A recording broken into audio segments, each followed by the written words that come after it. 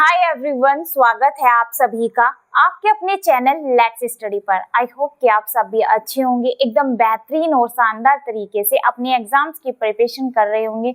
So everyone, आज का ये जो वीडियो है इसको हम कंटिन्यू करेंगे डीएनए के टाइप्स एंड आरएनए के टाइप से। न्यूक्लिक एसिड को हमने ऑलमोस्ट कर लिया था, आज हम देखेंगे डीएनए के टाइप्स एंड आरएनए के टाइप्स। तो एक छोटा सा हम क्विक रिकैप करते हैं कि प्रीवियस वीडियो में हमने क्या क्या डिस्कस किया था। प्रीवियस वीडियो में मैंने स्टार्टिंग की थी नाइट्रोजनस बेस से, कि ये जो नाइट्रोजनस बेस है ये कैसे लगे हुए होते हैं इस डीएनए के हेलिक्स में। किस में लगे होते हैं? डीएनए के हेलिक्स में। तो मैंने अंदर का स्ट्रक्चर भी बनाया था, डीएनए का अंदर का स्ट्रक्चर कैसे बना होता है, कैसे एक साइड न्यूक्लियोटाइड जुड़े होते हैं, दूसरी साइड न्यूक्लियोटाइड कैसे जुड़े होते हैं, दोनों का मैंने बताया था। वो भी बताया था डीएनए का जो एक मॉर्फोलॉजिकल स्ट्रक्चर होता है और डीएनए का इंटरनल स्ट्रक्चर की मतलब जो न्यूक्लियोटाइड है वो बनने, न्यूक्लियोटाइड के लिए हमें 3 चीजों की जरूरत होती है। शुगर की जरूरत होती है, फॉस्फेट ग्रुप की जरूरत होती है एंड थर्ड नाइट्रोजनस बेस की जरूरत होती है। नाइट्रोजनस बेस को मैंने क्या बताया था? न्यूक्लिक एसिड का बिल्डिंग ब्लॉक कहा था। एक तरीके से जो डीएनए का जो हेलिक्स बनता है ये नाइट्रोजनस बेस एक बिल्डिंग ब्लॉक की तरह ही काम करते हैं। नाइट्रोजनस बेस मैंने बताए थे 5 टाइप्स के, यानी कितने पार्ट्स में डिवाइड होते हैं? 2 पार्ट्स में डिवाइड होते हैं, प्यूरिन और पिरिमिडीन। प्यूरिन के 2 पार्ट्स थे, एडेनिन, ग्वानिन। ऐसे ही सेम पिरिमिडीन के 3 पार्ट्स थे, साइटोसिन, थायमिन एंड यूरेसिल। ठीक है, ये थोड़ा चेंज हो जाता है। आरएनए और जो आरएनए है, डीएनए है, इन दोनों में डिफरेंस नाइट्रोजनस बेस में देखा गया है। बाकी इनमें शुगर जो होता है दोनों में सेम है, राइबोस शुगर होती है पेंटोज टाइप की, और दोनों का स्ट्रक्चर कैसा है? पॉलीन्यूक्लियोटाइड है, यानी बहुत सारे न्यूक्लियोटाइड से मिलकर ये हेलिकल स्ट्रक्चर बनता है। ये सब देखा था। और साथ ही हमने उसमें प्रीवियस वीडियो में डिस्कस किया था क्रोमोसोम। क्रोमोसोम किससे मिलकर बने हुए हैं? क्रोमोसोम मिलकर बने हुए हैं डीएनए और histone protein. DNA histone protein से मिलकर बनते हैं क्रोमोसोम। क्रोमोसोम कैसा होता है? क्रोमोसोम एक थ्रेड लाइक स्ट्रक्चर, एक धागेनुमा स्ट्रक्चर होता है। उसके बाद जीन को मैंने बताया था। जीन क्या होता है? जीन वो बताया था मैंने कि डीएनए का अगर हम छोटा सा सेगमेंट लेते हैं तो वो जो छोटा सा सेगमेंट हम कट कर लेते हैं, ठीक है, ऐसा मैंने बताया था। ये डीएनए का स्ट्रक्चर है, इसका अगर छोटा सा सेगमेंट लेते हैं हम, ये क्या है? ये छोटा सा सेगमेंट जब हम ले लेते हैं तो इस तरह के थ्रेड लाइक स्ट्रक्चर मिलता है। इसके ऊपर बीड लाइक स्ट्रक्चर देखने को मिलता है। ये जो बीड लाइक स्ट्रक्चर होता है इसे ही बोलते हैं जीन।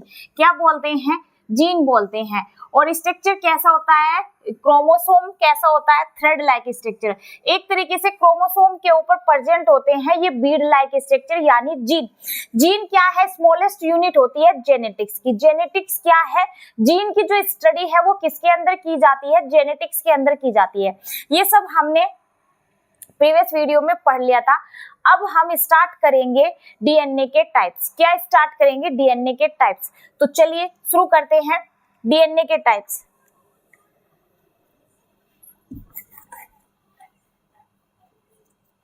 डीएनए के 3 टाइप्स होते हैं, A DNA, B DNA, Z DNA. A DNA, B DNA and Z DNA. अब हम इन डीएनए के टाइप्स, ये जो डीएनए के टाइप्स मैंने अभी बताए ए, बी, जेड, इनके हम कुछ मेन पॉइंट को यहाँ पर देखेंगे जहां से एग्जाम में क्वेश्चन पूछे जा सकते हैं। पहला मैं यहाँ पर लेती हूँ इनका हेलिकल स्ट्रक्चर, यानी इनका हेलिकल सेंस कैसा होता है? लेफ्ट हैंडेड होता है, राइट हैंडेड होता है? लेफ्ट हैंडेड होता है तो किसका होता है? राइट हैंडेड होता है तो किसका होता है? जैसे मैं यहाँ पर बनाऊं डीएनए का एक स्ट्रक्चर,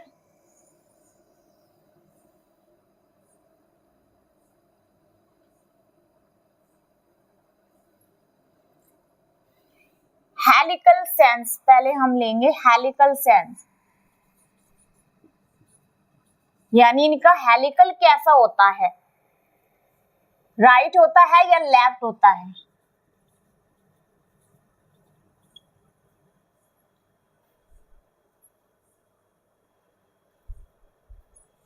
हेलिकल सेंस ए डीएनए होता है राइट हैंडेड। कैसा होता है? राइट हैंडेड होता है ए डीएनए। बी डीएनए भी राइट हैंडेड होता है।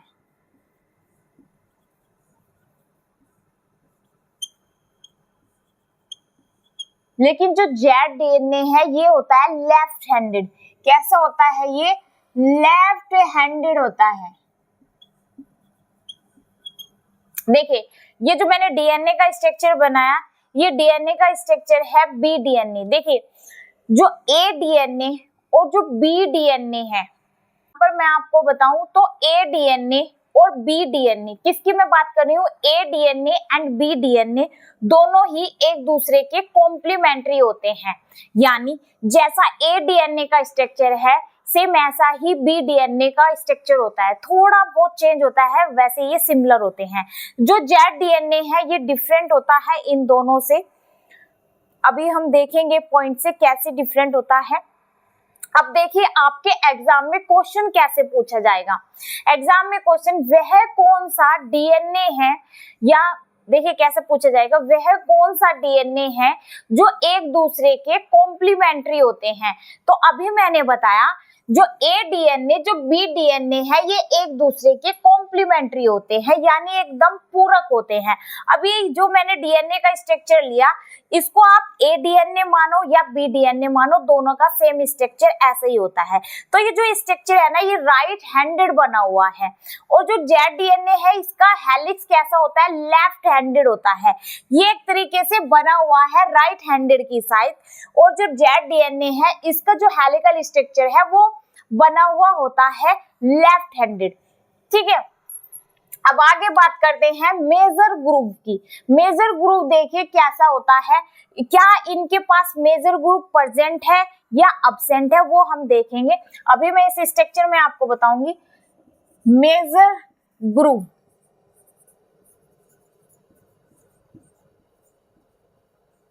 तो देखिए, ए डीएनए में प्रेजेंट है। अभी मैंने बताया ये एक दूसरे के कॉम्प्लीमेंट्री होते हैं, तो इनमें सेम जो है फंक्शन होंगे इनके। ए डीएनए में मेजर ग्रुप प्रेजेंट होता है, तो ऑब्वियसली बी डीएनए में भी प्रेजेंट होगा। साथ ही एक बात और जानिए, जो बी डीएनए होता है ना, ये बी डीएनए हमारी बॉडी में, हम ह्यूमंस की बॉडी में प्रेजेंट होता है।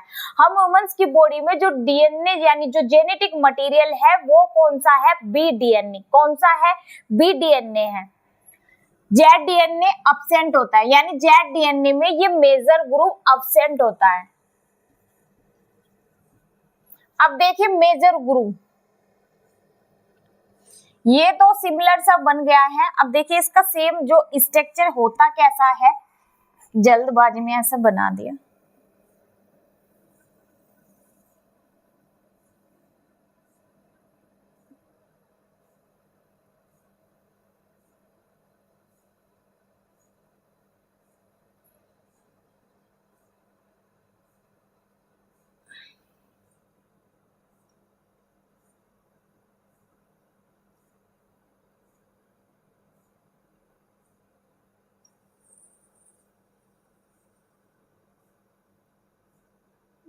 ये जो आप देख रहे हैं ना, देखिए जो ग्रुप होते हैं ना, ये मेजर और माइनर दोनों ही होते हैं। आप देख रहे हैं इस साइड जो ये गैप है, इस साइड जो ये आप गैप देख रहे हैं, ये है मेजर ग्रुप। यानी हेलिकल स्ट्रक्चर में जिस साइड आप ये बीच में ज्यादा गैप देखेंगे, ये होता है मेजर ग्रुप। ये क्या है? मेजर ग्रुप है। और इस साइड देखिए कम है, इस साइड कम गैप आपको देखने को मिल रहा है, सिर्फ इतना सा। तो ये क्या हुआ? Minor group. Minor group. इस साइड एक साइड ज्यादा है तो ये मेजर ग्रुप है, ये होता है मेजर ग्रुप। तो ए डीएनए बी डीएनए में ये प्रेजेंट होता है, जेड डीएनए में ये प्रेजेंट नहीं होता। अब आगे बात करें इनके बेस पेयर की। एक हेलिक्स में, एक हेलिक्स, ये हेलिक्स है एक, ये दूसरा हेलिक्स है, ये तीसरा हेलिक्स है।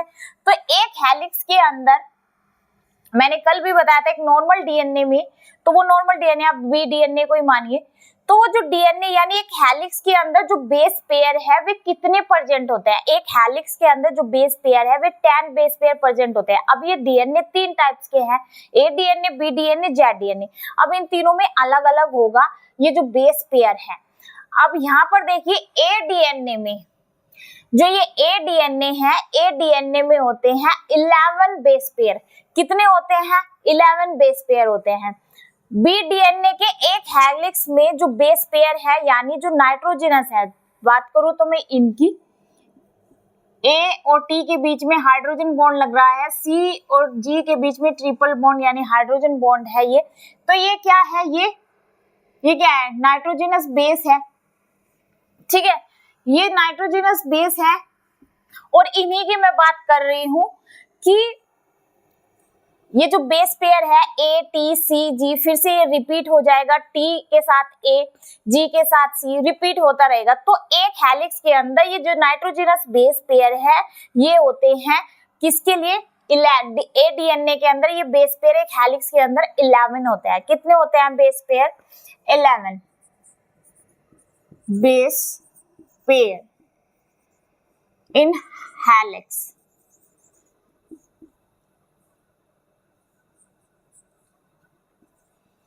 ए डीएनए में 11 बेस पेयर होते हैं। कितने? 11 बेस पेयर। बी डीएनए जो हमारी बॉडी में प्रेजेंट होता है, बी डीएनए, ये जो बी डीएनए है इसमें होते हैं एक हेलिक्स में 10 बेस पेयर। कई कई एग्जाम में आपको 10.5 बेस पेयर भी मिलेंगे, लेकिन आप 10 को देखिए, अगर ऑप्शन के साथ जाना होता है, अगर 10.5 है तो 10.5 पर क्लिक करेंगे, वैसे तो होता है 10 बेस पेयर। कितने होते हैं एक हेलिक्स में? बी डीएनए के अंदर 10 बेस पेयर होते हैं। कई बार क्या होता है 10.5 भी देखने को मिल जाएगा बेस पेयर।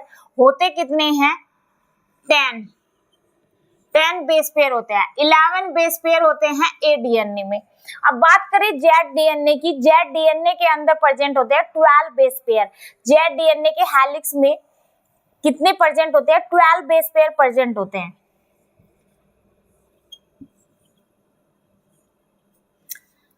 अब बात करेंगे दो नाइट्रोजनस बेस के बीच में, यानी ये क्या है? एक नाइट्रोजनस बेस, ये दूसरा नाइट्रोजनस बेस है। अब इनके बीच में दो नाइट्रोजनस बेस के बीच में जो गैप है, एक तरीके से हेलिक्स के अंदर दो नाइट्रोजनस बेस के अंदर ये जो गैप है ये कितने एंगस्ट्रॉम का होता है? एग्जाम में देखिए क्वेश्चन अलग अलग पूछा जा सकता है। ए डीएनए के दो नाइट्रोजनस बेस के बीच में कितने एंगस्ट्रॉम का गैप होता है? बी डीएनए के लिए, जेड डीएनए के लिए, तीनों के लिए पूछा जा सकता है। तो मैं तीनों को अलग अलग लिखवाऊंगी। दो नाइट्रोजनस बेस के बीच में कितने एंगस्ट्रॉम का गैप होता है? अब बात करें सबसे पहले ए डीएनए की, तो गैप की हम बात करें हैं, gap between two nitrogenous base pair, two base pair ही लिख देते हैं, टू बेस पेयर यानी इनकी बात हो रही है। गैप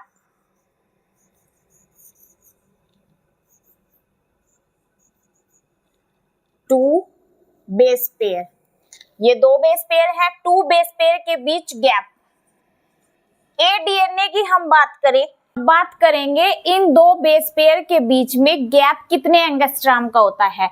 ए डीएनए में, A DNA, B DNA, Z DNA, तीनों में ही अलग अलग होता है। तो देखिए ए डीएनए में दो नाइट्रोजनस बेस के बीच गैप कितने एंगस्ट्रॉम का होता है? तो ए डीएनए में होता है 2.6 एंगस्ट्रॉम का। कितने एंगस्ट्रॉम का गैप होता है? 2.6 एंगस्ट्रॉम का। किसमें? ए डीएनए में। बी डीएनए में जो गैप होता है दो नाइट्रोजनस बेस के बीच में वो होता है 3.4 एंगस्ट्रॉम का। आगे बात करें जेड डीएनए की, जेड डीएनए में जो गैप होता है दो नाइट्रोजनस बेस के बीच में वो होता है 3.7 एंगस्ट्रॉम का। एंगस्ट्रॉम। अब बात करेंगे एक हेलिक्स की लेंथ की, ये एक हेलिक्स है, ये दूसरा हेलिक्स है, तो ये पूरे हेलिक्स, जो हेलिक्स की लेंथ है ये पूरा हेलिक्स है, इसकी लेंथ कितनी होती है? ए डीएनए के लिए हम देखेंगे एक हेलिक्स की लेंथ ए डीएनए के लिए कितनी होती है। लेंथ ऑफ वन हेलिक्स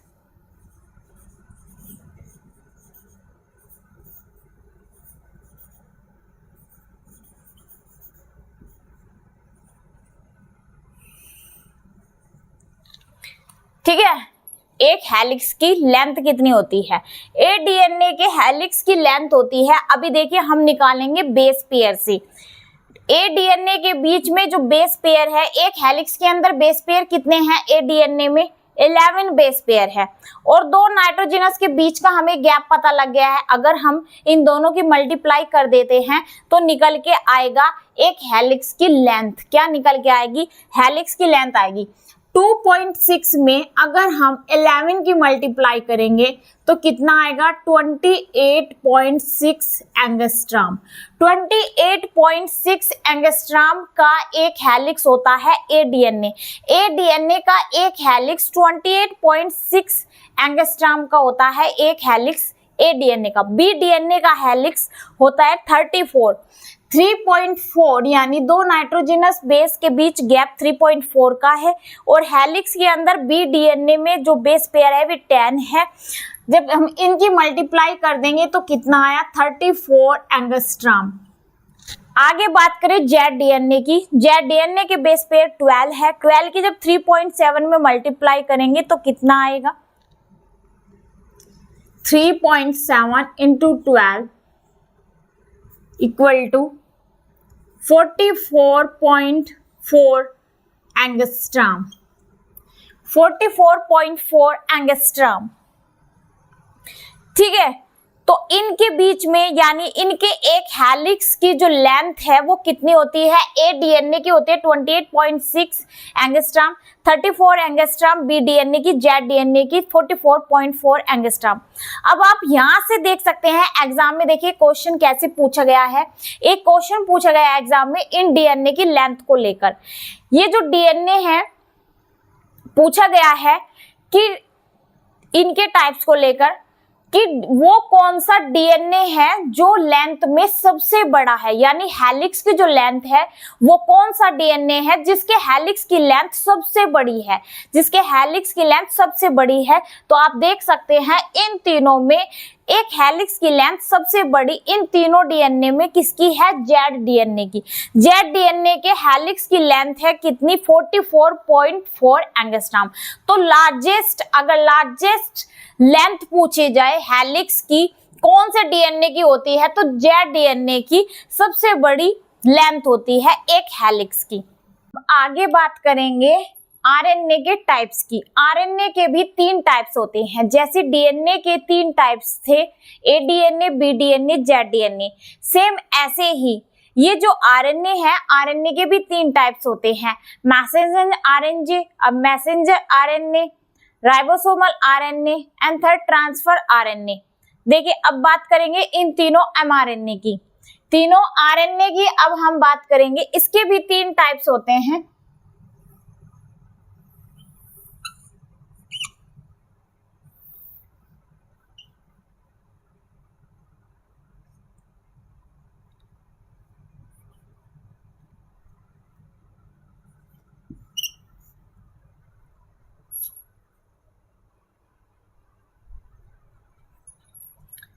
चलिए अब आगे बात करेंगे हम आरएनए के टाइप्स की। जैसे डीएनए के 3 टाइप्स थे, A DNA, B DNA and third Z DNA.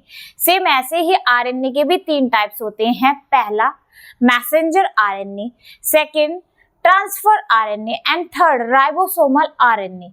ये 3 आरएनए होते हैं, इनके अपने अपने फंक्शन होते हैं। अभी हम इनके फंक्शन की बात करेंगे। तो पहला है एम आरएनए। एम का मीनिंग मैसेंजर, मैसेंजर आरएनए, ये मैसेज करता है, मैसेज को यानी क्या करता है अभी देखेंगे कैसे। Messenger RNA and second transfer RNA and third होता है आरएनए,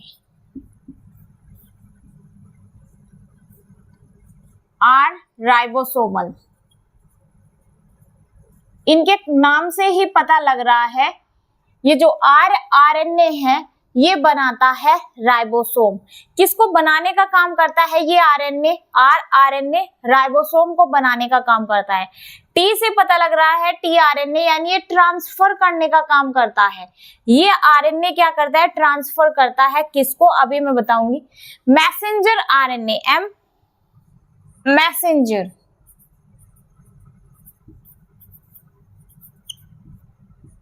टी ट्रांसफर, ये ट्रांसफर करने का काम करता है। अब देखिए कैसे, तो इसका काम होता है राइबोसोम बनाने का। इट मेक्स राइबोसोम, ये राइबोसोम को बनाता है। ठीक है, अगर एग्जाम में क्वेश्चन आए वो कौन सा आरएनए है जो राइबोसोम को बनाता है, वो है आरएनए। वो कौन सा आरएनए होता है, आरएनए होता है जो राइबोसोम को बनाने का काम करता है। अब आगे है ये ट्रांसफर और मैसेंजर। इनके फंक्शन से पहले जान लीजिए इनमें बड़ा और छोटा कौन सा होता है। मैसेंजर आरएनए लार्जेस्ट होता है, ये लार्जेस्ट आरएनए है, लार्जेस्ट सबसे बड़ा। इन तीनों डीएनए में अगर सबसे बड़ा आरएनए पूछा जाए तो वो मैसेंजर आरएनए होता है, ये लार्जेस्ट होता है, लार्जेस्ट आरएनए। और जो टीआरएनए है, तीनों आरएनए में सबसे छोटा आरएनए ट्रांसफर आरएनए होता है, ये होता है स्मॉलेस्ट आरएनए, सबसे छोटा आरएनए। अब इनके फंक्शन की बात करेंगे। इसके फंक्शन हमने देख लिया है, राइबोसोम बनाने का काम आरएनए का होता है। अब देखिए मैसेंजर आरएनए, ट्रांसफर आरएनए, इस पिक्चर के माध्यम से देखिए। ट्रांसफर आरएनए क्या करता है, ये ट्रांसफर आरएनए मैचिंग कराने का काम करता है, किसकी, अमीनो एसिड की। ये ट्रांसफर, देखिए ट्रांसफर आरएनए यहाँ पर है, ये ट्रांसफर आरएनए, ये नीचे मैसेंजर आरएनए आप देख रहे हैं, यहाँ पर ट्रांसफर आरएनए है, ये कवर क्लिफ है। ठीक है, तो यहाँ पर इस चित्र के माध्यम से ट्रांसफर आरएनए क्या करता है, मैचिंग कराता है अमीनो एसिड की। जो अमीनो एसिड इस एमआरएनए की साइट पे आकर बाइंड हो जाएंगे। ठीक है, तो ये क्या कर रहा है, एक तरीके से ट्रांसफर आरएनए ट्रांसफर कर रहा है किसको, अमीनो एसिड को मैच कराने में, किसके साथ, एमआरएनए को। जब मैच हो जाएंगे तो ये हेल्प करेगा। अमीनो एसिड क्या है, अमीनो एसिड ही तो यूनिट होती है एक तरीके से। बहुत सारे अमीनो एसिड की क्या बनाते हैं, पेप्टाइड फॉर्म बनाते हैं। तो पेप्टाइड यानी प्रोटीन का फॉर्मेशन, बहुत सारे अमीनो एसिड मिलके किसका फॉर्मेशन करते हैं, प्रोटीन का। तो ये काम क्या कर रहा है ट्रांसफर आरएनए, ये ट्रांसफर कर रहा है अमीनो एसिड को बाइंड होने के लिए एक तरीके से किसके साथ, एमआरएनए के साथ। जो अमीनो एसिड बाइंड हो जाएंगे इस एमआरएनए के साथ, फिर ये अमीनो एसिड, अब देखिए मान लीजिए कोई अमीनो एसिड यहाँ से मैच हो गया इस एमआरएनए के साथ, ऐसे यहाँ पर ये अमीनो एसिड इसके साथ बाइंड हो गया, फिर ये एमआरएनए इस अमीनो एसिड को यहाँ पर आगे भेज देगा, फिर दूसरा अमीनो एसिड बना उसको आगे भेज देगा, तीसरा बना उसको आगे भेज देगा। इस तरीके से ये मैसेंजर आरएनए क्या करता है, इन अमीनो एसिड को सेलेक्ट करता, ट्रांसफर कर रहा है अमीनो एसिड को। कौन, ट्रांसफर आरएनए अमीनो एसिड को ट्रांसफर कर रहा है एमआरएनए की साइट पर। फिर ये एमआरएनए अमीनो एसिड से क्या बनवाएगा, अब प्रोटीन बनवाएगा। ठीक है, इस तरीके से इन आरएनए के द्वारा क्या बनाया जा रहा है, प्रोटीन बनाया जा रहा है, किसकी साइट पर, एमआरएनए की। ठीक है, ऐसे ये ट्रांसफर आरएनए काम करते हैं और मैसेंजर आरएनए काम करते हैं, किसमें, प्रोटीन बनाने में यह काम करते हैं। आई होप ये समझ में आया होगा। ट्रांसफर आरएनए क्या कर रहे हैं, अमीनो एसिड की बाइंडिंग करा रहे हैं एमआरएनए के साथ, किस वजह से, ताकि प्रोटीन को ये बना सके। जैसे अब मैंने यहाँ पर इनके फंक्शन लिए, ट्रांसफर आरएनए मैच करा रहा है अमीनो एसिड को एमआरएनए के साथ, हेल्प करेगा। फिर जब ये अमीनो एसिड एमआरएनए के साथ बाइंड हो जाएंगे, जो नहीं होंगे वो वहीं पर जो है रह जाएंगे और आगे वाले अमीनो एसिड आके एमआरएनए के साथ मैच होएंगे। फिर मैच होने के बाद ये क्या करेंगे, अमीनो एसिड हेल्प करेंगे मेकिंग करने में प्रोटीन को।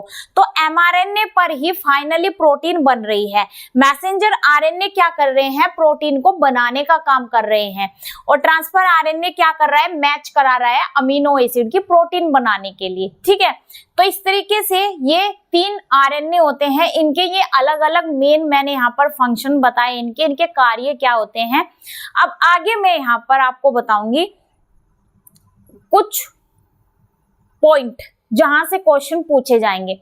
अब देखिए यहाँ पर ये डीएनए, देखिए डीएनए से बनता है आरएनए और आरएनए से बनाता है, आरएनए से क्या बनता है, प्रोटीन बन रहा है। जैसे कि आपने अभी इस डायग्राम से देखा भी है, आरएनए क्या बना रहे हैं, प्रोटीन को बना रहे हैं ना। और ये आरएनए कहाँ से बना, अब देखिए डीएनए से आरएनए का बनने का जो प्रोसेस है वो कहलाता है ट्रांसक्रिप्शन। एग्जाम में देखिए क्वेश्चन अगर पूछा जाए कि डीएनए से आरएनए के बनने के प्रोसेस को क्या कहते हैं, ट्रांसक्रिप्शन कहते हैं। क्या कहते हैं, ट्रांसक्रिप्शन।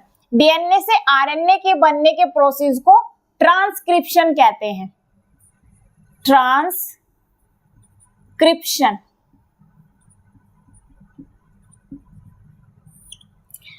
आरएनए से प्रोटीन के बनने के प्रोसेस को कहते हैं ट्रांसलेशन। क्या कहते हैं, ट्रांसलेशन।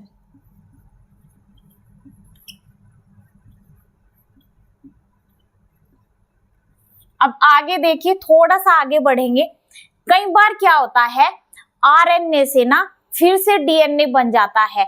आरएनए से डीएनए के बनने के प्रोसेस को कहते हैं रिवर्स ट्रांसक्रिप्शन। क्या कहते हैं, रिवर्स ट्रांसक्रिप्शन कहते हैं। तो रिवर्स ट्रांसक्रिप्शन ये हम जैसे हायर ऑर्गेनिज्म में नहीं होता, आरएनए से डीएनए का बनना। हमारी बॉडी में अगर एक बार डीएनए आ गया वही डीएनए रहेगा। ये जो आरएनए से डीएनए बनता है ये बनता है लोअर ऑर्गेनिज्म में। मैं बात करूं बैक्टीरिया की, ठीक है, बैक्टीरिया जैसे लोअर ऑर्गेनिज्म में आरएनए से फिर से डीएनए को बनाया जा सकता है। इस प्रोसेस को कहते हैं, जब आरएनए से डीएनए बनता है, रिवर्स ट्रांसक्रिप्शन। क्या कहते हैं, रिवर्स ट्रांसक्रिप्शन।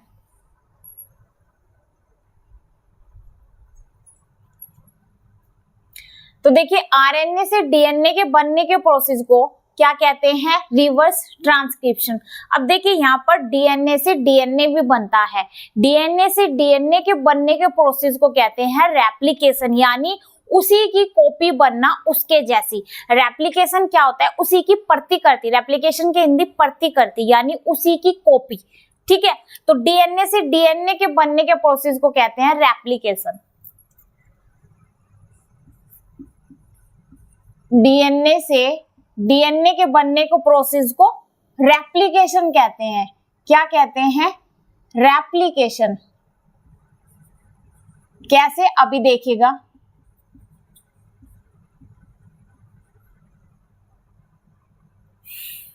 डीएनए से डीएनए के बनने के प्रोसेस को रेप्लिकेशन। एक बार फिर से देखिए, डीएनए से डीएनए के प्रोसेस को बनने को क्या कहते हैं, रेप्लिकेशन।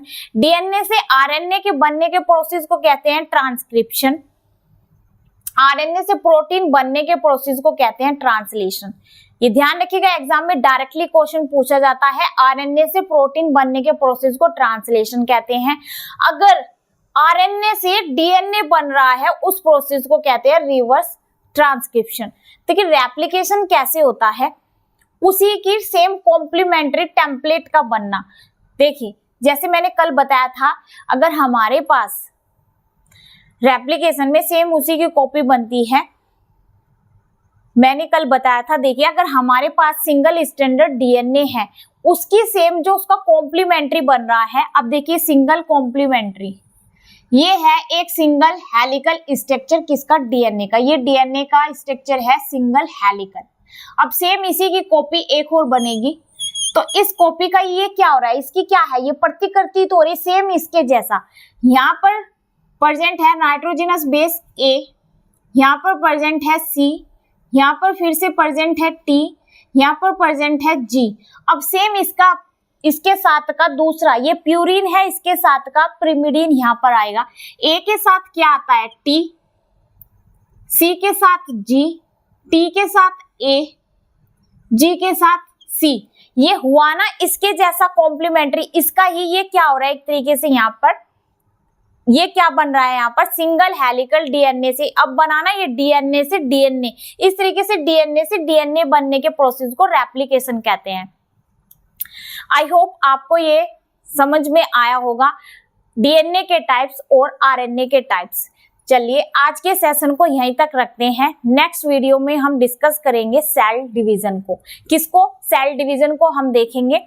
चलिए आज के वीडियो को अब यहीं तक रखेंगे। आज हमारा ये nucleic acid topic completely finish हो चुका है। मिलते हैं अब नेक्स्ट वीडियो में। आई होप आपको ये समझ में आया होगा।